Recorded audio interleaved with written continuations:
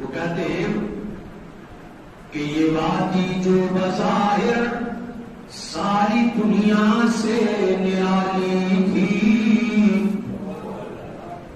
یہ وادی جو بظاہر ساری دنیا سے نرالی تھی، یہی ایک روز دین حق کا مرکز بننے والی تھی، اور یہ وادی جس میں سبزہ تھا، نہ پانی تھا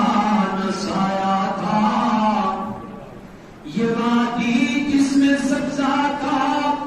نہ سایہ تھا نہ پانی تھا، اسے آباد کر دینے کو ابراہیم آیا تھا، اور یہی ننھے سے اسماعیل کو لا کر بسانا تھا، یہی ننھے سے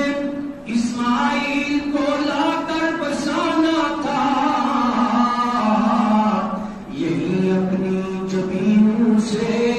خدا کا کر بسانا تھا، اور یہ وادی جس میں وحشت بھی قدم رکھتی تھی ڈر ڈر کے،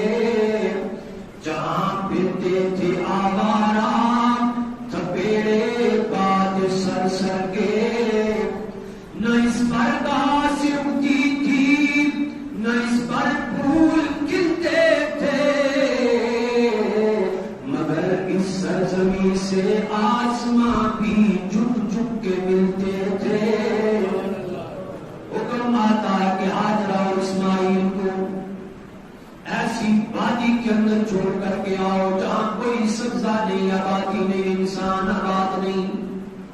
اچھا، جب سیدنا ابراہیم علیہ السلام چھوڑ کے جانے لگے، سیدہ ہاجرہ نے دامن پکڑ لیا کہ سرتاج ہمیں اس بے آب و گیا وادی کے اندر چھوڑ کے